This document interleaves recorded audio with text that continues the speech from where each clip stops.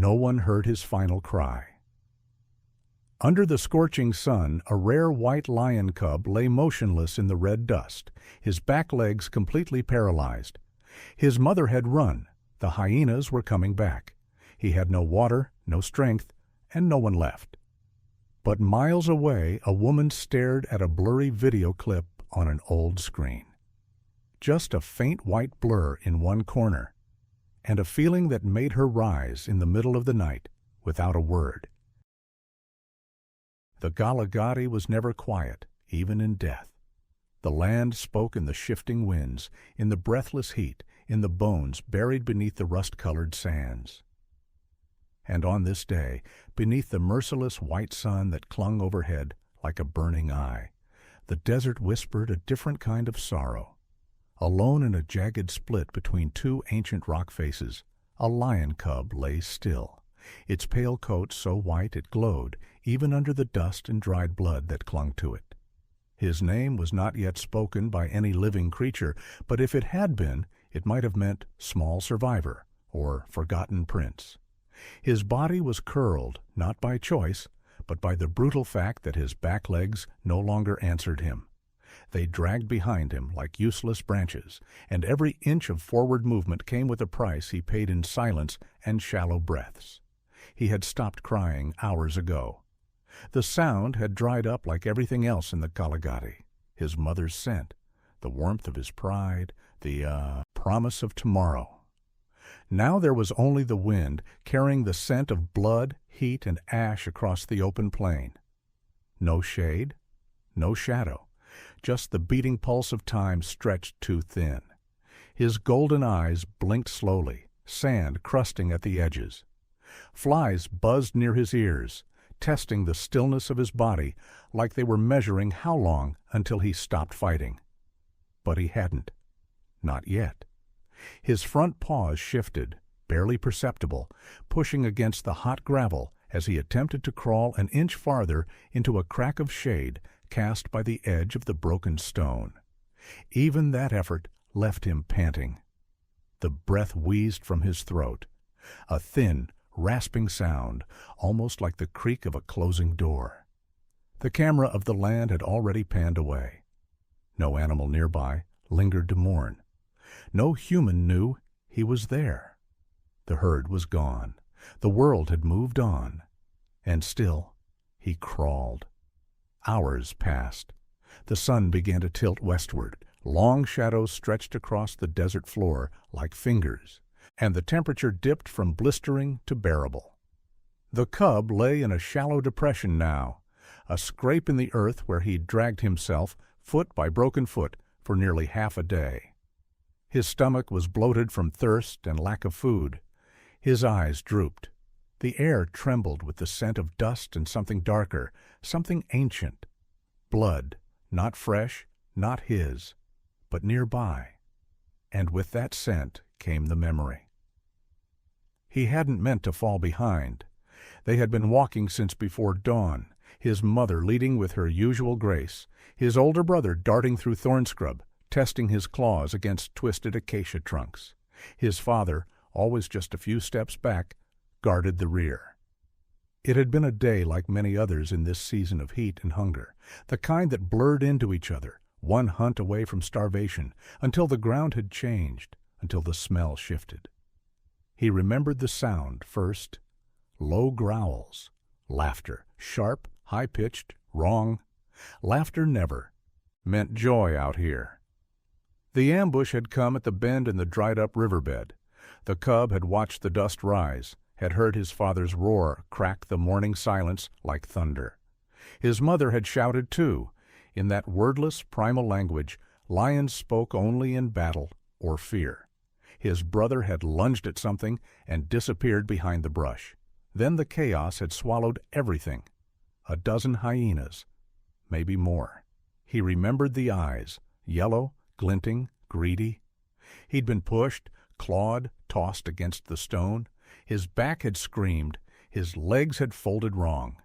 His mother had stood over him, slashing wildly, her body bleeding from 3 places.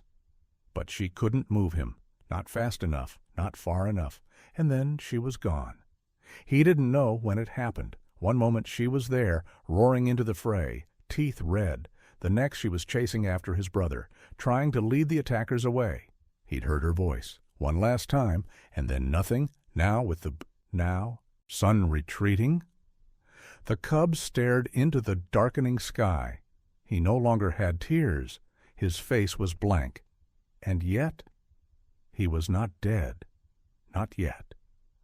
Far in the distance, beyond the sharp line of the horizon, something moved. It wasn't the hyenas. Their laughter would have already filled the wind. It wasn't vultures either. Those circling shadows had long since vanished. No, this was something quieter. He didn't know it, but the sound he was hearing came from a pair of old tires, worn smooth from years of crossing terrain that didn't welcome strangers. A vehicle. It groaned with age but carried purpose in its engine. Inside sat a woman with hands that had long since forgotten softness, her palms calloused from years of handling tranquilizer darts, broken radios, and rusted tools. Her name was Mara, and she did not speak as she drove. She rarely did any more. The desert had taken too many words from her, and some memories didn't deserve to be repeated. The ranger station she lived in wasn't on any map anymore. It had once been a satellite post for big cat observation, a place where scientists came to study lion migration. But when budgets disappeared and the public turned its attention to other conservation projects, solar farms, carbon credits, crypto for wildlife, this outpost was abandoned. Mara had stayed. Not because she had to, because she couldn't leave. 15 years earlier, she'd failed. A mother lion caught in a snare had bled out slowly, while Mara waited for backup that never arrived.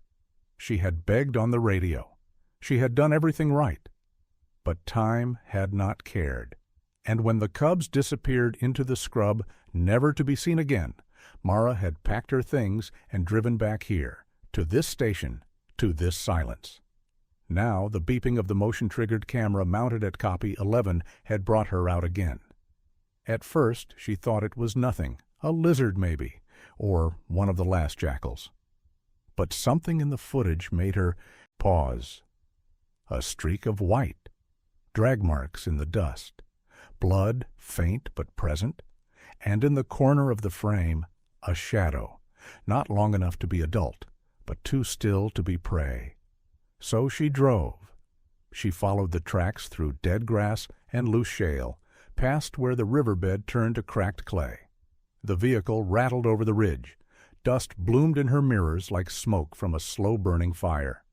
And there, in the dying light, she saw him, a white cub, unmoving. She killed the engine. Silence returned. For a moment, she didn't move, just stared. And then, without a word, Mara opened the door, grabbed her medical bag, and stepped into the dust. The cub's eyes flickered. A breath. Somewhere inside his broken body, something had waited for her. Hope. The morning before the desert broke him had begun quietly, the way dangerous days often do. Dawn spread slowly over the Kgalagadi, washing the red sand in pale gold, softening the sharp edges of the land just enough to make it feel forgiving. For a few fragile minutes the world looked almost gentle. The pride moved in silence. The mother led, her body low and deliberate, reading the ground the way only experience could teach. Every paw placement was measured, every breath was controlled. Hunger had sharpened her senses, but it had also thinned her patience. The dry season had dragged on too long. Prey was scarce. Water was scarcer. Survival here was no longer about strength alone. It was about timing, risk, and instinct refined by loss. Behind her followed the father, broader and heavier, his mane darkened by dust and old scars. He had learned long ago that true protection meant staying back, watching the edges of the world for movement that did not belong. He trusted his mate. With the hunt, his role was something else entirely. Between them padded their two cubs. The older one bounded ahead in short bursts of restless energy, swatting at grass, testing his teeth on brittle twigs, still young enough to believe the world was meant to be played with.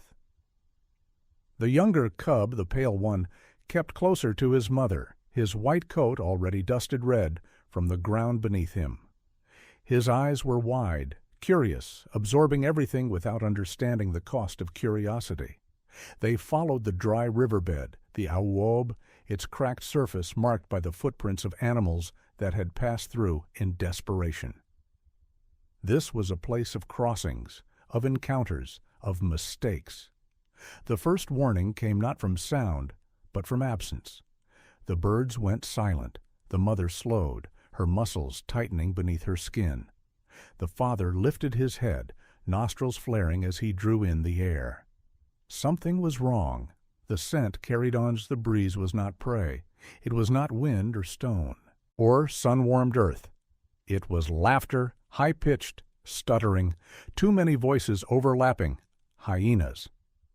They appeared almost instantly, melting out of the brush and broken terrain as if the land itself had birthed them.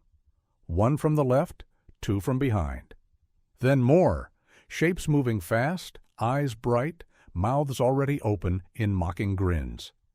The clan was larger than usual, boldened by hunger and numbers. This was not a test. This was a coordinated attack. The father roared. The sound ripped through the still air like thunder, deep and violent, a declaration meant to shake resolve and scatter cowards. For a moment it worked. A few hyenas hesitated, skidding in the dust, reassessing.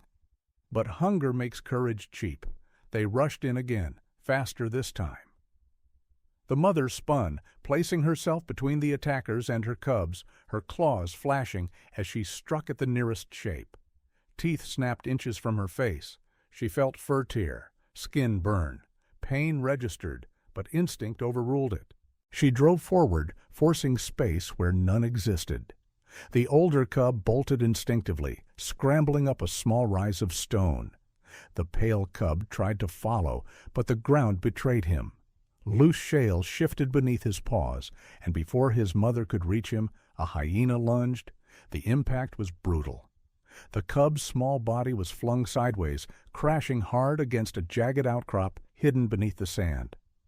There was a sound, sharp and wrong, that cut through the chaos. His cry followed a heartbeat later, thin and piercing, filled with shock more than pain. His back legs folded beneath him. He tried to stand. They did not respond. The world tilted. The mother turned at the sound, her eyes locking onto the pale shape crumpled near the rocks. She charged, slamming into the nearest hyena with enough force to send it tumbling. She reached her cub, nosing at him urgently, her breath coming fast, her heart pounding against her ribs. "Up!" her body language screamed. "Move!" The cub tried. His front legs pushed. His back dragged uselessly, scraping against stone. Pain flared, blinding and absolute. He cried again, louder this time. The father was already bleeding. Two hyenas clung to his flanks, snapping and darting back when he struck. He roared again, a sound edged with warning and command. The mother understood immediately. This fight could not be won. More hyenas were circling now, closing in, testing weaknesses, waiting for exhaustion. The older cub screamed from his perch, confused and terrified. The mother stood over the injured cub, torn between instinct and reality. She tried to pull him. She bit gently at the scruff of his neck and dragged, but his body resisted, his useless legs catching on stone. He screamed, and the sound cut deeper than any wound. She tried again, harder this time, panic creeping into her movements. The hyenas sensed it. They pressed closer. The father staggered, blood matting his mane. He roared once more. A command. This time, not a threat. Go. Save what you can. The mother hesitated. This was the moment no instinct prepared you for, no lesson taught, the moment when love demanded something impossible. She looked at the cub beneath her paws, white against red, eyes wide and searching. She looked at the other cub, still alive, still able to run. She looked at her mate, fighting to hold the line, his strength draining with every heartbeat. Then she made the decision that would haunt her forever. With one last touch of her nose against the pale cub's head, she turned. She ran. The sound the cub made then was different. It was not a scream. It was a question. The hyenas surged forward, but the father lunged, giving chase to the fleeing attackers, drawing them away with his rage and blood. Dust filled the air. Teeth snapped. Laughter echoed. And just like that, it was over. The pale cub lay alone at the edge of the riverbed, his chest heaving, his legs still unresponsive. The sounds of battle faded into the distance, replaced by the hum of insects and the steady rise of heat. The sun climbed higher. The land reclaimed its silence. No one came back for him. Not that day, not the next. And as the heat pressed down and the shadow shrank around his small body, the cub did not know that this moment, this single morning of loss, would one day ripple far beyond the Kgalagadi, touching lives that spoke of wildlife conservation, ethical stewardship, and the true cost behind glossy discussions of sustainable tourism, green energy investments, and high-level environmental policy debates that never mentioned the ones left behind. All he knew was pain, and the long, empty stretch of time ahead. By the time the dust settled, the silence was no longer just quiet. It was haunting. The white cub lay twisted in the hot red gravel, the lightest of breezes moving the sparse hairs along his spine. His breaths came in gasps, sharp and shallow, and his tiny ribs shuddered beneath skin already stretched thin by hunger. The heat of the mid-morning sun pressed down like an iron hand, cooking the earth beneath him, seeping into his wounds. Flies danced along his tail and face. He couldn't lift his paw to bat them away. His legs, his back legs, no longer belonged to him. They were there, but they were gone. He whimpered once, then twice, barely loud enough for anything beyond the stone to hear. He turned his head, neck stiff with sand and pain, eyes scanning the empty stretch of land where his mother had disappeared. He waited, because that's what cubs do. They wait, they trust, and for a moment that stretched unbearably long, he truly believed she would come. Back. That somehow, against everything, her head would rise over the ridge, her shoulders would push through the thorn scrub, and she'd be there. And everything would go back to what it was before the laughter, the blood, the impact. But she didn't come. Not then. Not yet. Across the plain, not far from the cub's limp body, the mother lion was running, not with ease, not with grace, but with urgency born of unbearable conflict. Her muscles burned, her vision blurred, but her ears stayed sharp, focused entirely on the cries of her older cub ahead of her.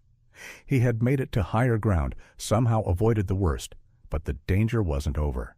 Hyenas still chased from behind, hungry and emboldened. If she stopped, even for a moment, the cost would be his life. She had already lost one cub today. She couldn't lose them both. Her mind screamed the truth of what she'd done. The images of her pale cub lying broken haunted every step.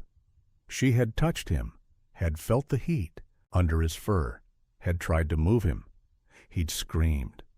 And in that sound, she'd known. He wouldn't survive the run, wouldn't survive another day. Not with legs that no longer moved, not in this place. And the time it would take to die with him would be just enough to cost her other child. It was the decision no mother should have to make. But she made it. Somewhere behind her, her mate roared again, not with power now, but with desperation. He was slowing. She could smell his blood on the wind. She didn't look back. If she did, she might never stop. And if she never stopped, then the only thing left of her family would be memories. By the time the last of the hyenas gave up the chase, by the time she reached her remaining cub and collapsed beside him in the shade of a dying camelthorn tree, her body was trembling. She licked the dust from his face. He nuzzled into her, still shaking, still small enough to believe she could protect him from anything. But she Couldn't. Not this time. That night, she didn't sleep. She stood watch as the winds of the desert shifted, and the cold sank into her joints. She stared at the horizon, back the way she'd come, back to where she'd left her son. Her body begged to return. Her heart begged to believe he'd still be there. But her instincts knew better. In the wild, time is not measured in hours. It is measured in distance from danger, in heartbeats between threats. She had traveled too far. The scent was gone. The trail was broken. The choice had been made. And so, she stayed. The white cub, alone in the silence of a new day, no longer cried. His voice had left him, replaced by a dull ache in his throat and a grinding silence in his ears. He had licked at a small puddle of moisture that had collected overnight in a groove in the rock, a miracle from the morning dew. It had burned on his tongue, thick with dust, but it had been water. Now the sun was returning. A dry wind kicked up, the sand stinging his face, blowing grit into his eyes. He squinted. Somewhere a beetle clicked past. Something alive, something mobile. He watched it go, too tired to even wish for its strength. He shifted, dragging himself forward a few inches, the skin beneath his ribs scraping against the sharp stones. Each movement felt like being torn apart from the inside. His legs bounced limply behind him, unfeeling. He no longer tried to move them. They belonged to another body now. Every few minutes he stopped to pant, letting the pain rise and fall. He had a goal, unclear, distant. A line of shade, maybe, or a darker patch of sand that might be cooler. It didn't matter. What mattered was the motion, the trying. Because something deep within him refused to stop. Hope can be cruel that way. The vultures came just after midday. They didn't land. Not yet. They floated high above, wide wings catching the thermals, watching, waiting. He was alive. They knew, but not strong. And they had time. Their presence was a sentence, not an end, but a verdict. Across the reserve in a distant part of the park, a signal pinged. A small alert on a weathered satellite screen inside a ranger station nobody used anymore. A camera, hidden along a bend in the Awab riverbed, had triggered. The image was blurry, but in the bottom corner was a pale smear. Something unusual, something out of place. Mara saw it. She didn't know what she was seeing. Not yet. But she stared at that still frame for longer than most would. Her fingers hovered over the old keyboard. She zoomed in. The shape didn't look like a jackal, not a leopard either. Too small, too low to the ground, and something in the lines of it looked broken. She exhaled slowly, already reaching for her boots. She didn't know why this felt different, why this one mattered more, but she trusted that feeling. After decades spent listening to the land, you stop questioning the pull. Outside, the sun was beginning its descent again, casting long shadows over the dunes. The wind had shifted directions. A storm was building. Mara packed what she needed, water, antiseptic, the last of the IV kits. She hesitated by the old medical crate. It had been years since she'd tried to save something this fragile. She grabbed it anyway. By the time she started the engine, the clouds were curling above the horizon like smoke. The tires bit into the red earth. The radio crackled once, then went dead again. She didn't bother trying to fix it. There was no time, not for systems, not for protocol. Sometimes the only thing that matters is answering the call you're not sure you heard. Back near the rocks, the cub lifted his head once more, catching a scent on the breeze. It wasn't hyena, it wasn't blood. It was something unfamiliar, but not frightening. It smelled like rubber, like metal, and like a second chance. The fourth sunrise came like all the others, without permission and without mercy. The desert did not slow for the suffering. It did not mourn, nor did it wait. The sun cracked open the sky and poured itself over the land like hot metal, and the Kgalagadi answered in silence. The white cub had stopped crawling sometime during the night. His front paws, raw from the rough gravel, now trembled when he moved even an inch. A fine layer of dust had gathered on his back, clinging to the congealed blood and dulling the once bright shimmer of his coat. Flies clustered along his muzzle, undisturbed. He blinked slowly. Everything in him had slowed. Every system, every muscle, every thought. But he was still alive. That fact itself was both miracle and punishment. He no longer looked toward the horizon. He knew better. Whatever hope had filled the first hours of abandonment had long since drained into the rocks. Now he conserved what little strength remained, pulling short breaths, staying as still as possible to avoid wasting energy. His body had entered a kind of stillness that even predators might mistake for death. But he wasn't dead. Not yet. When the wind shifted, he felt it. The breeze carried new heat, one heavier than the sun alone. Heat from something large, something living. His ears twitched. A moment later, he heard them. The soft crunch of padded feet. 3 shapes appeared on the ridge above, outlined by the morning glare. They moved with purpose, low to the ground, heads swinging slowly side to side. Their coats were patchy, dark against the brightness. The cub did not lift his head. Hyenas. They had returned. They were not in a hurry. They didn't need to be. This was no hunt. This was a cleanup, a formality. They had followed the smell. Blood, waste, weakness. One of them yawned, exposing long, stained teeth. Another barked once, sharp and high, and they began their descent. The cub shifted, barely. His breath hitched. He had no plan, no defense. Even if he wanted to run, his legs would not remember how. Still, he did the only thing left to do. He growled. It was soft, almost pitiful, a sound that barely traveled beyond his own chest. But it was a sound, a defiance, a whisper to the universe. "I'm not gone yet." The hyenas stopped, curious, amused. One took a step closer, nose twitching. Then, from behind a cluster of stones, there came another sound, an engine, faint and laboring. The hyenas froze, ears rising. The cub blinked again. The engine grew louder. The hyenas hesitated. And then, just as the first one leaned forward to sniff the cub's ear, the vehicle appeared. An old conservation truck, beige and battered, moving faster than it should have been able to across such terrain. Its tires kicked dust in all directions. The hyenas scattered, not from fear, but from inconvenience. This was not worth the trouble. The truck skidded to a stop. Mara stepped out before the dust had settled. Her face was unreadable beneath the brim of her sun-bleached hat. She moved quickly, quietly. She didn't shout. She didn't call. She simply moved. Her boots crunched toward the cub, eyes sweeping the area for any signs of a trap, any reason to question what she saw. There was none, just the broken cub and the desert that had nearly buried him. She knelt.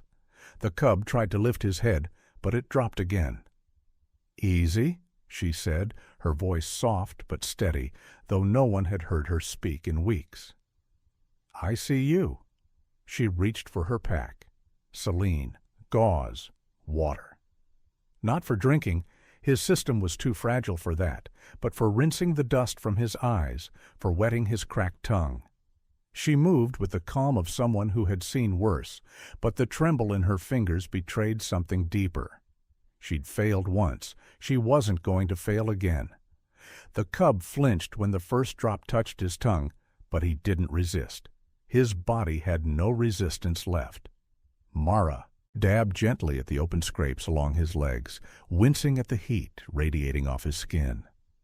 Fever was already setting in, infection not far behind. She needed to move fast.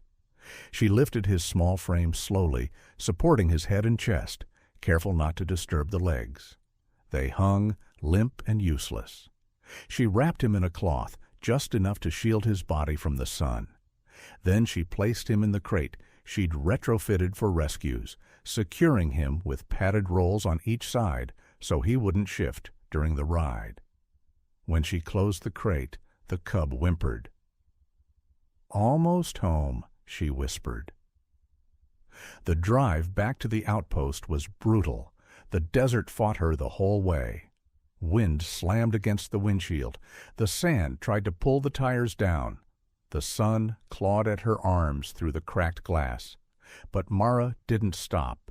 She kept one hand on the wheel, the other occasionally reaching back to check that the crate hadn't moved.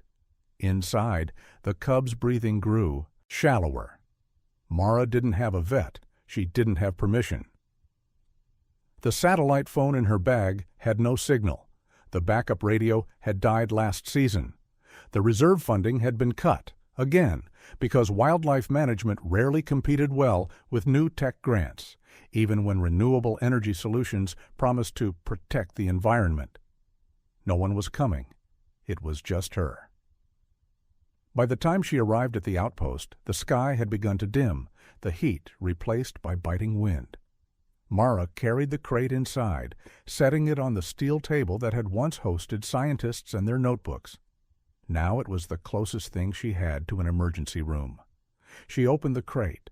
The cub didn't move. She touched his chest. A heartbeat, faint. But there, she worked quickly, cleaned the wounds, gave a small injection of antibiotics, applied cooling packs. His back leg showed no reflex.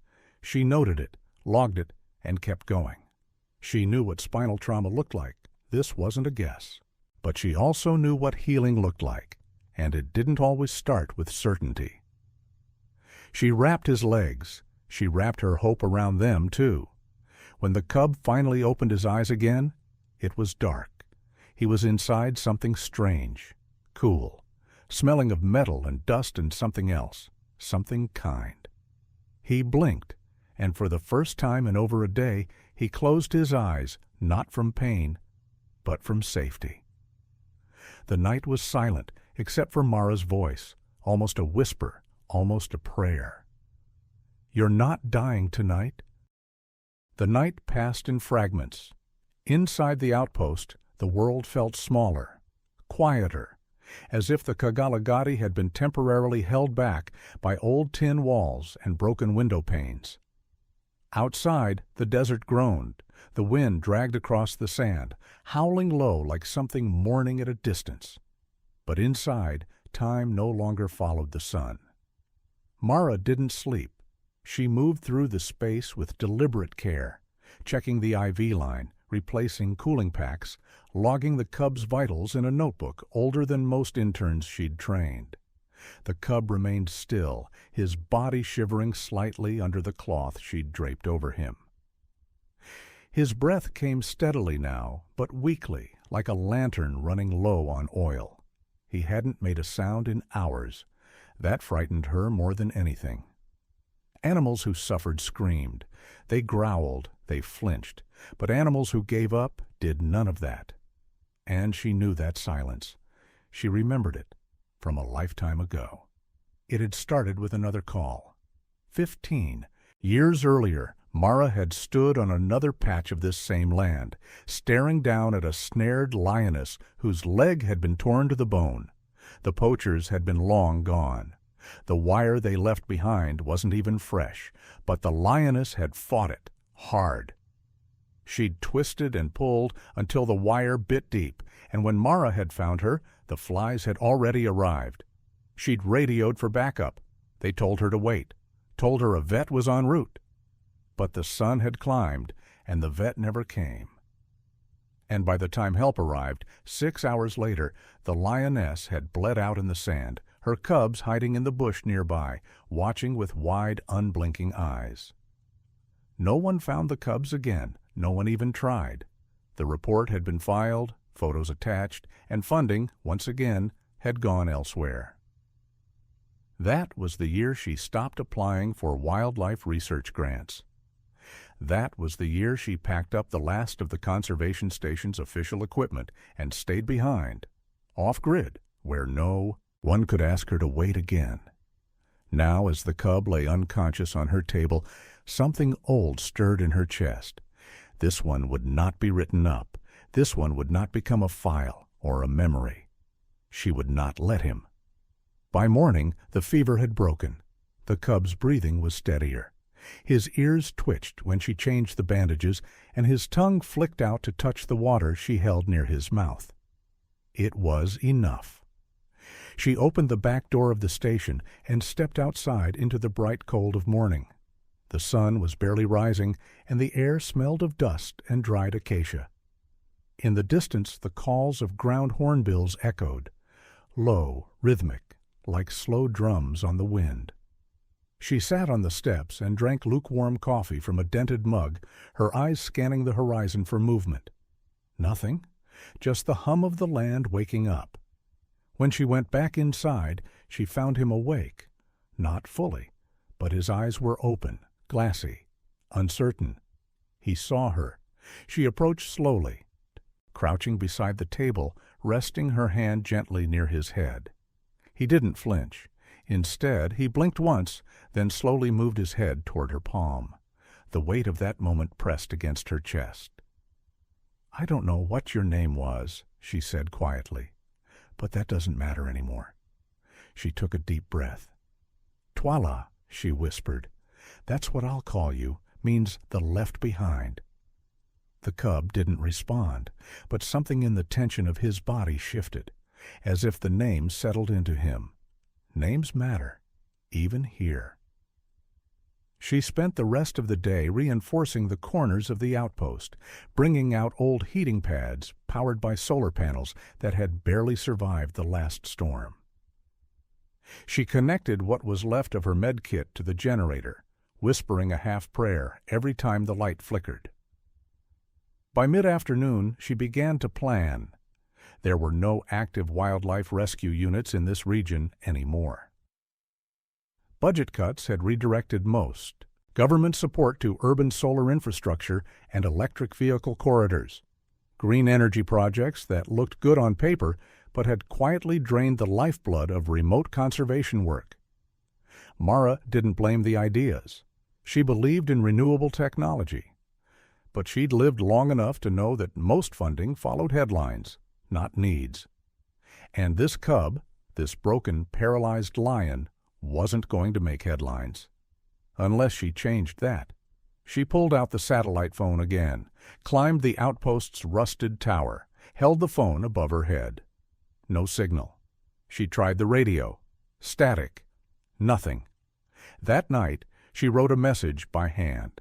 Not an email, a letter, folded it, sealed it in a waterproof bag, attached it to the leg of a drone that hadn't been flown in over a year. She connected the last working battery pack, calibrated its route using old coordinates, and watched as the machine lifted slowly into the dusk sky. She didn't know if it would reach anyone, but it was better than waiting. Back inside, she returned to Twala. He was asleep, chest rising and falling in a slow rhythm. She placed her hand gently over his ribs, just enough to feel the warmth. "You didn't die," she said. The words felt heavier than they should have. She didn't sleep that night either. And when morning came again, she found herself speaking to him. Out loud now, as if her voice could be woven into his healing. She told him about the lioness she lost, about the cubs who vanished, about the researchers who had promised to stay and didn't. She told him about the years she spent out here, waiting for something worth saving again. And he listened, or maybe he just breathed. But that was enough. As the days passed, he improved. The swelling in his spine reduced. The infections began to fade. He drank more, ate, though barely. Mara adjusted his bandages, changed his positions, kept his muscles from freezing entirely. But the legs still didn't move. She knew the odds. Even with physical therapy, nerve damage was often permanent. But she also knew that belief mattered, even if the science said no, even if her training said give up, because something in her gut said this cub wasn't done yet, and neither was she. The wind shifted again on the 10th day. It came colder this time, pulling dust across the outpost yard in low spirals and carrying with it the scent of something distant. Rain, maybe, or just the memory of it. Mara stood beneath the awning, watching the sky change color as dusk approached, her arms crossed loosely over her chest. The desert had grown restless. Behind her, inside the main room, Twala lay on a makeshift recovery mat, an old canvas stretcher padded with layers of towels and wrapped in a wool blanket. His eyes were open now for longer stretches. He tracked movement. He licked at water without prompting. He no longer flinched when she approached. But his legs still didn't work. She knew better than to expect miracles. Neurological trauma didn't reverse overnight, especially in animals with no surgical care, no rehabilitation equipment, no veterinary oversight. She wasn't a doctor, just a ranger with too many years and too few choices. Still, she worked. Every morning she massaged his muscles. She stretched his limbs, gently, methodically, whispering nonsense as she did it. She'd fashioned a crude therapy sling from climbing rope and an old window frame, lifted his torso just enough to encourage balance, weight distribution. It wasn't perfect, but it was something. He didn't growl anymore. He didn't cry, but he didn't try to stand either. That, more than anything, made her afraid. She had seen lions fight through worse, seen them drag themselves out of traps, chew off limbs to escape snares. But this one, this little one, had gone quiet in a way that wasn't natural. It was deeper than pain. It was resignation.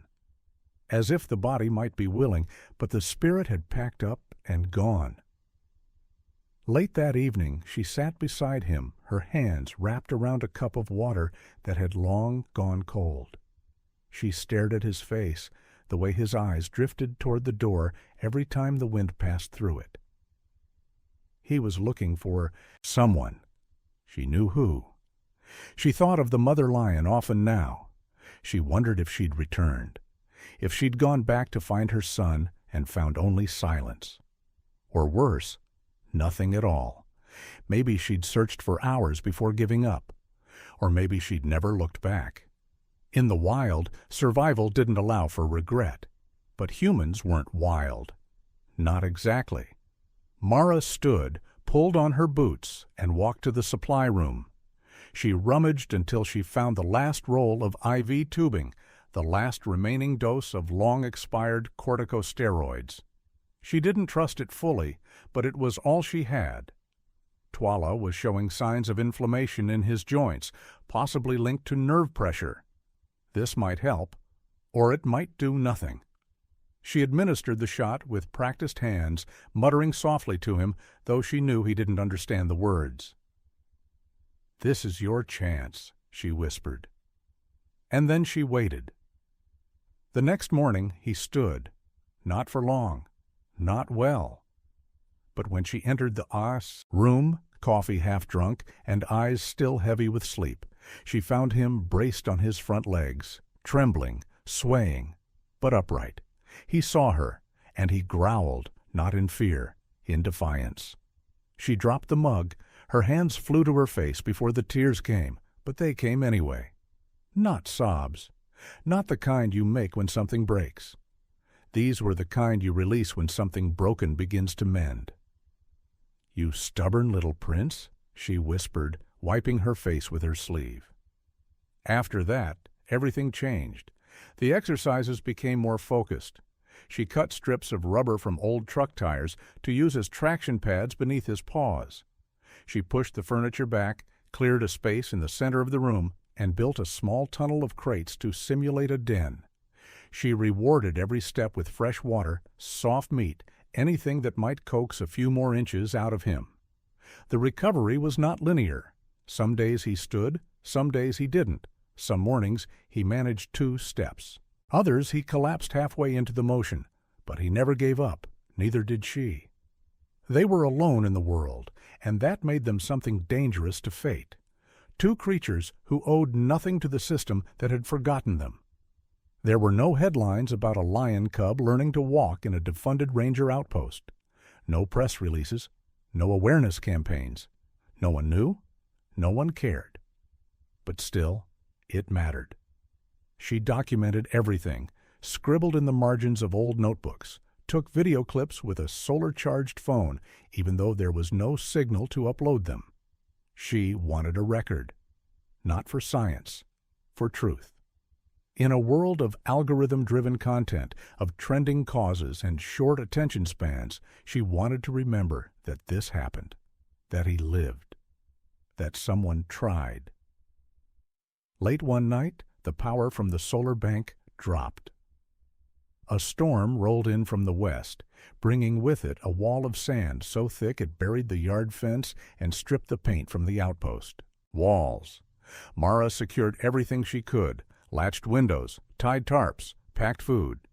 She covered Twala with thick blankets and kept him beside the old stove, feeding the fire with splinters of broken shelving. For 2 days, the world disappeared, and through it all, the cub did not cry.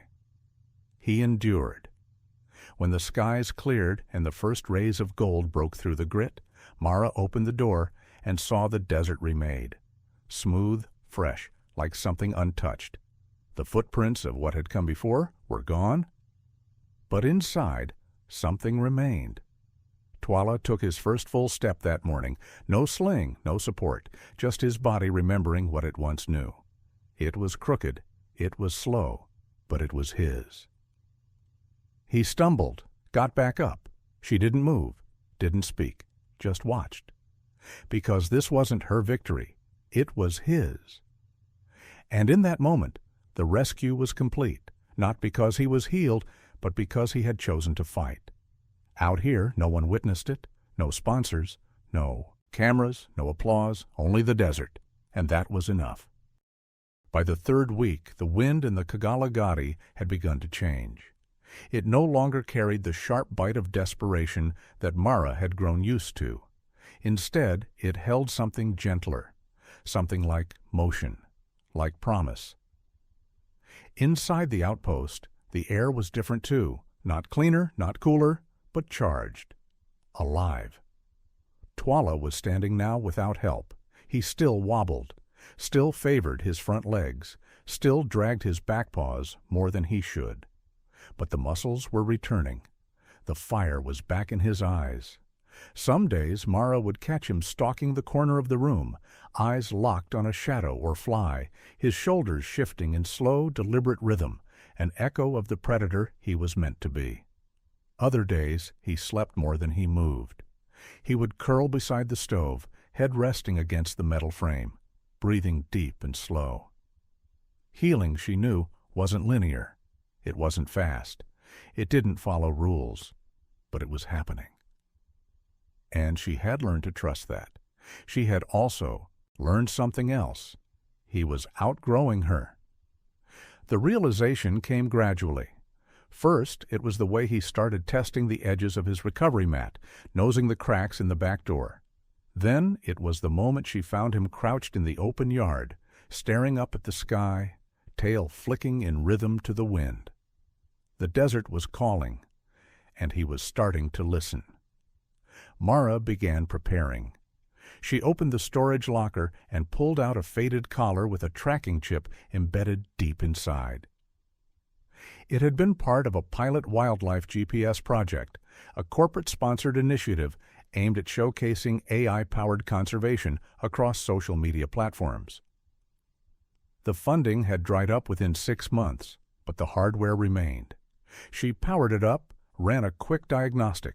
Still worked. The battery, surprisingly, held charge. Solar-powered, long-lasting, quiet.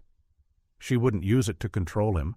She just wanted to know where he was, in case he disappeared, in case she needed to find him again. On the 5th morning, she took him outside the fence for the first time. It was early, before the sun had fully risen, the desert bathed in slate blue and orange. Twala stepped slowly over the rocks, cautious but curious, ears perked, every step deliberate.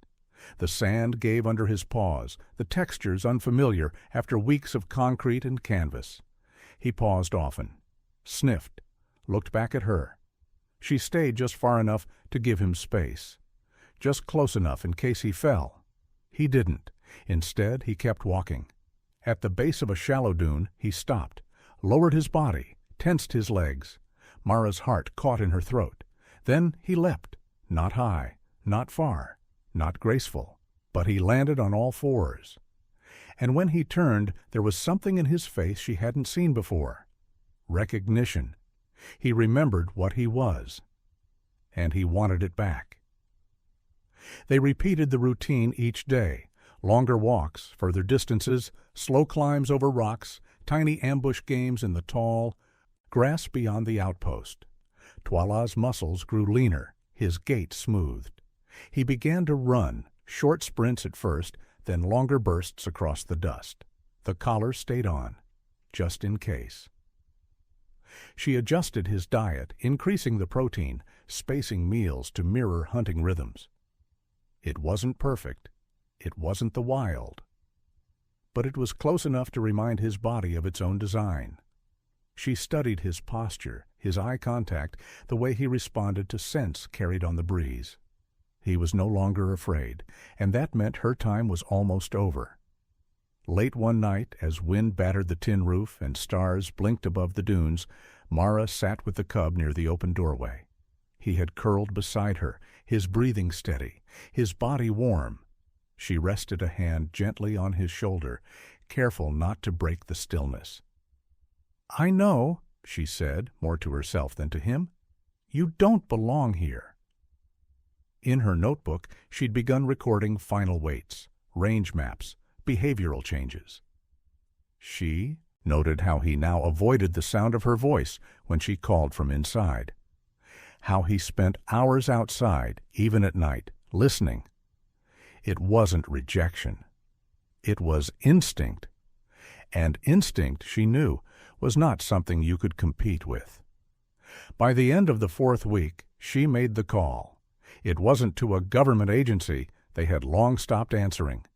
It wasn't to the Conservation Board either. They had rerouted their focus to climate tech startups that promised better carbon offset returns. No, Mara called someone else, a woman she knew, a ranger in Tsavo who owed her a favor from years ago, someone who still had connections to the mobile release teams. They talked briefly, made no promises. But the next day, a small plane was logged for equipment transfer with one unlisted crate on board. It would land just once and then be gone. The night before the transfer, Mara and Twala walked together beneath the moon. He was taller now, stronger. He kept pace beside her, with quiet confidence, every movement fluid. At the edge of the property, she stopped, let him walk ahead, watched him disappear behind a dune and return a minute later, not in panic, but in curiosity. She smiled. "You're ready?" She packed slowly the next morning, lined the crate with soft hay, bits of his old blanket tucked in the corner. She placed her hand on the side of it before lifting him in. He didn't resist, but his eyes were steady, unblinking. He understood. On the tarmac, the crate was secured in the belly of the small aircraft. The engines whined. Mara stood just outside the loading bay, arms folded, heart aching. Before the door closed, Twala looked at her once more. Not long, not sad, just enough. Like a thread being cut, not torn. The plane rose into the morning sky, disappearing over the dunes, and Mara, alone on the airstrip, exhaled. She did not cry. She did not wave. She simply turned and walked back into the wind. 6 months later, the Kgalagadi had returned to its usual rhythm. Dust still rose with the wind. The grass still bent low beneath the weight of passing herds. And somewhere in the distance, lions still roared at dusk, announcing their presence to a land that had always responded in silence. Mara sat on the porch of the outpost, her chair creaking slightly beneath her as she leaned forward, elbows on knees, fingers curled loosely around a mug gone cold. The radio beside her hissed intermittently, catching bits of static, bits of nothing. She'd grown used to that. Most of her days were spent in that kind of quiet now, not empty, but unfilled. She didn't speak much, didn't have to. The desert listened differently. A notebook lay open in her lap, pages flapping in the breeze. Inside were notes, dates, sketches. She wasn't tracking anything official anymore. Just memories. There was no scientific funding for memory. But it mattered all the same. The tracking collar had pinged, twice in the last week. Briefly, far to the north beyond the Awab River, close to the edge of the Botswana border. He was moving, strong enough to range now, brave enough to stray from the familiar. The system was old, the signal weak, but it still worked. Sometimes. She didn't check it often. She had told herself she wouldn't. But some promises were easier to make than keep. At dusk, the light turned gold, thick and heavy, the kind of glow that clings to everything it touches. She watched it spill across the sand, crawling over the stones like honey. It was the kind of light that made the desert feel honest. Brutal, yes, but honest. That evening, something changed. A noise came from the ridge, not loud, just a shift, a paw step. Mara stood, slow and cautious, the way someone moves when they're afraid the world might break if they move too fast. Her eyes scanned the horizon, the familiar curve of the land she had walked 1,000 times. And then she saw it. A lion, not large yet, not fully grown, but unmistakably white. He stood alone at the crest of the hill, wind pushing through his pale mane, eyes trained on the place below, on the building, the porch, the woman standing beneath the awning. He didn't move. Neither did she. The distance between them was not far, but it might as well have been miles. She raised her hand. Just once. A small motion, not a call, not a wave, just a moment of presence. He didn't respond. He didn't run either. For a long time, they simply looked at one another. The tracker hadn't pinged today, but it didn't matter. He was here, alive, free. She whispered his name, not into the wind, not into the sky, but just to herself. Twala. He turned then, not sharply, not suddenly. Just turned. His body shifted, his tail flicked, and he walked away, back down the far side of the ridge, back into the wild that had always waited for him. She didn't follow. She didn't cry. She only sat back down, hands resting on the arms of the chair, her eyes on the place he'd stood. Because some stories don't end in reunions, some just end in silence and strength. The next day she logged the sighting in her notebook. No one else would read it. No conservation app would process it for a machine learning model. No tourism board would leverage it for eco-travel promotion or green economy metrics. But she wrote it down anyway. She included the time, the direction of the wind, and one final note. He looked back once, just for a moment, or maybe he didn't, but it felt like he did. That night she placed the notebook back on the shelf, sat at the window, and let the desert sing its old quiet song.